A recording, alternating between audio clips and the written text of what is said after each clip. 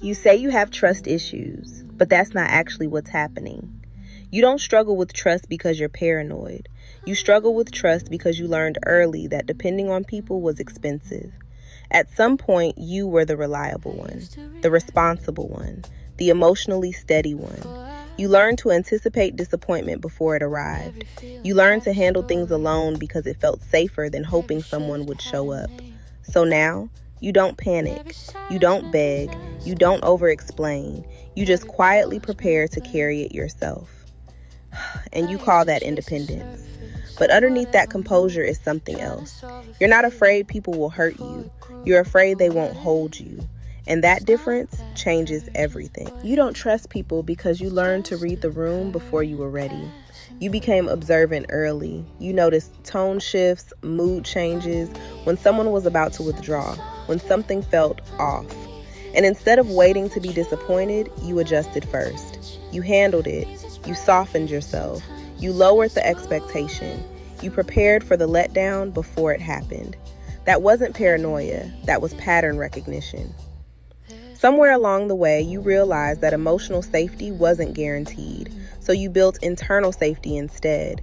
You told yourself, I'll just do it. I don't need to ask. It's easier if I handle it. And now, you don't panic when people disappoint you. You expect it.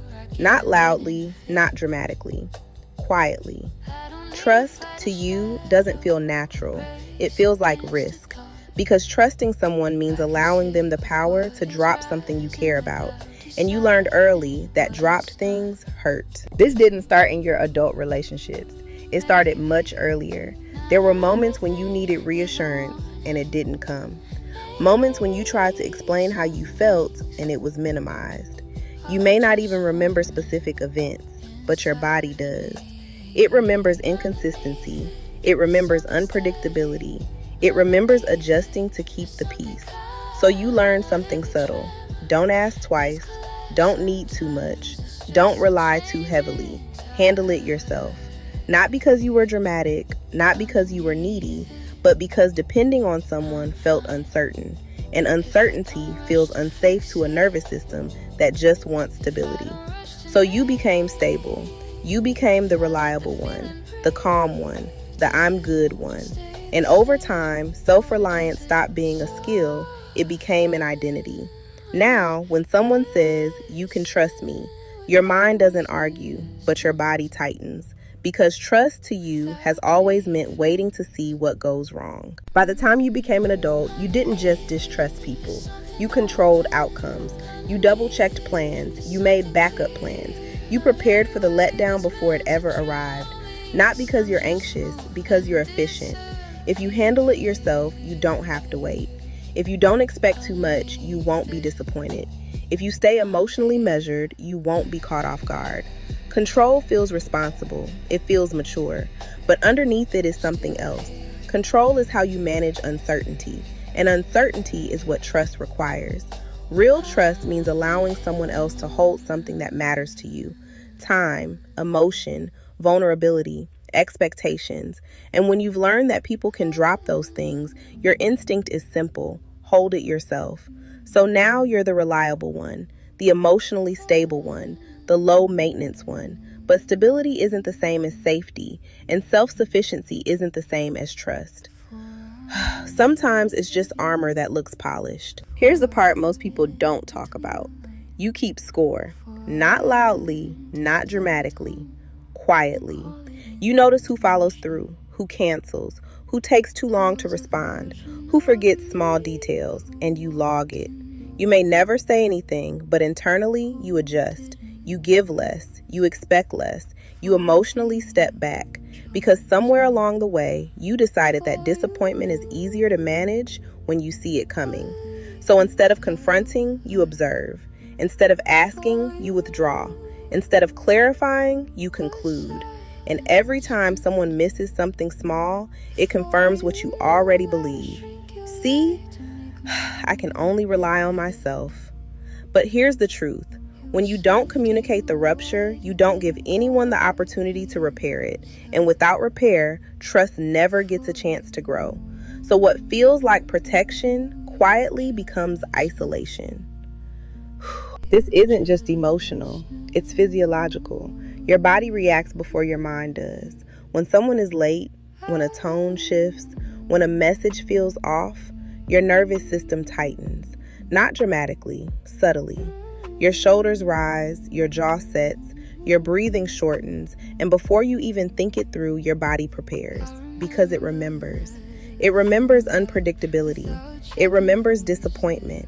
It remembers the feeling of being dropped emotionally.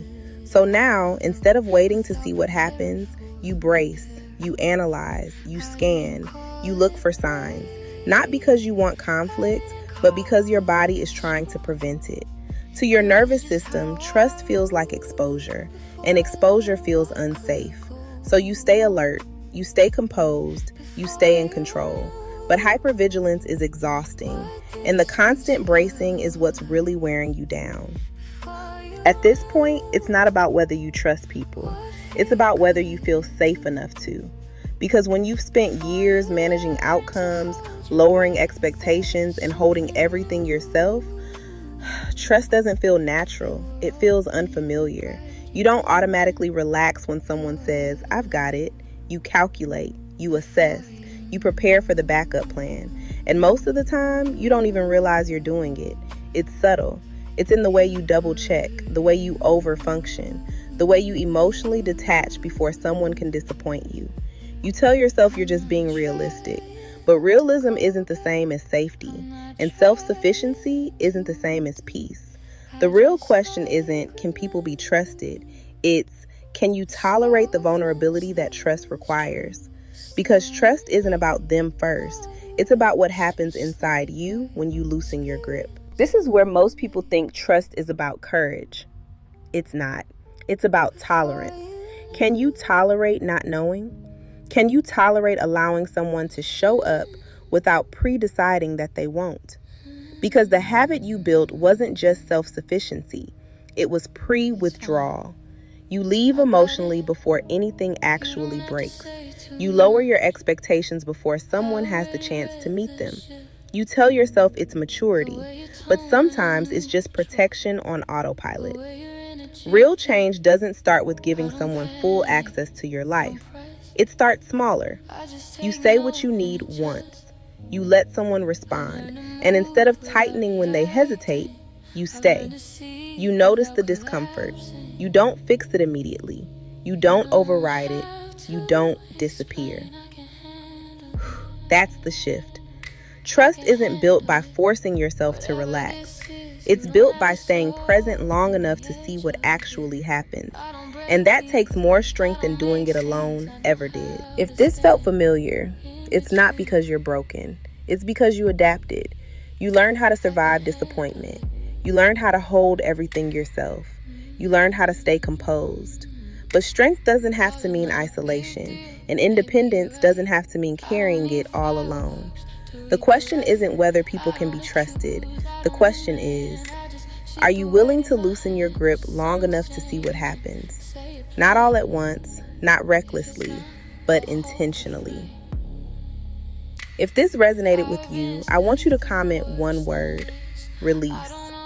Not because you're giving everything up, but because you're practicing letting go of the constant brace. And if you're ready to build emotional safety without losing your strength, make sure you like this video, subscribe to the channel, and turn on your notifications. We're not just talking about healing here. We're building emotional mastery, and you don't have to do that alone.